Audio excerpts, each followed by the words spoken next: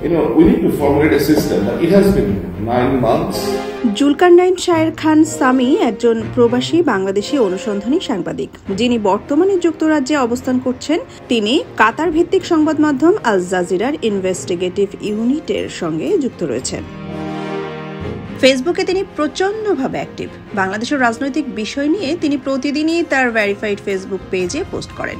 এরকমই একটি পোস্ট তিনি আজ বিএনপির স্থায়ী কমিটির সদস্য সালাউদ্দিন আহমেদকে নিয়ে দিয়েছেন, যেখানে উঠে এসেছে অনেক অজানা তথ্য।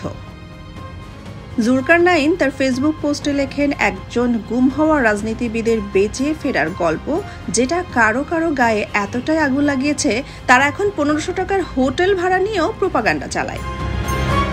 2015 সালের 10 মার্চ তিনি ঢাকার উত্তরা এলাকা থেকে গুম হন। এরপর দীর্ঘ 62 দিন নিখোঁজ থাকার পর 11 মে ভারতের মেঘালয়ের শিলং শহরে স্থানীয় পুলিশ তাকে প্রায় উদ্ভ্রান্ত অবস্থায় উদ্ধার করে।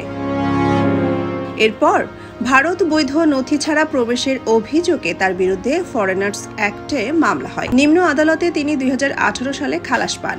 ভারত সরকার আপিল করে, তাই তাকে শিলংয়েই থেকে যেতে হয়। দীর্ঘ 8 বছর বিচারিক প্রক্রিয়ার পর তিনি 2023 সালের 28 ফেব্রুয়ারি সেই আপিলেও খালাস পান। আর 2024 সালের আগস্টে তিনি অবশেষে দেশে ফেরেন।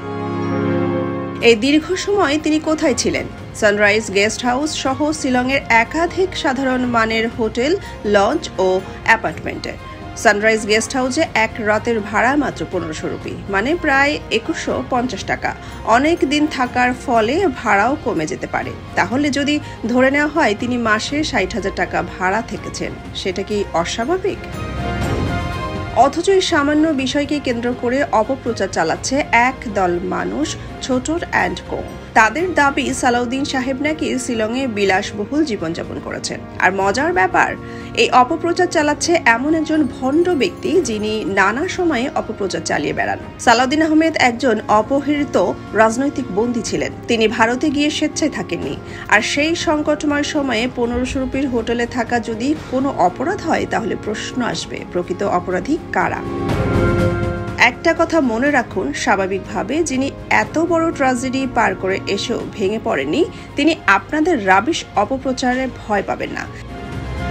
তিনি কিন্তু হতাশায় পড়ে ট্রেন লাইনে ধারে ঘোরেননি। সুতরাং আগামীতে অপপ্রচার চালানোর আগে খুব সাবধানে, দায়িত্ব নিয়ে, তথ্য নিয়ে কথা বলুন। না হলে মানুষ আপনাদের জ্ঞানের দৈন্য ও চরিত্রের দৈন্য দুটোই একসাথে দেখতে পায়। সোনিয়া খান, খবর সংযোগ।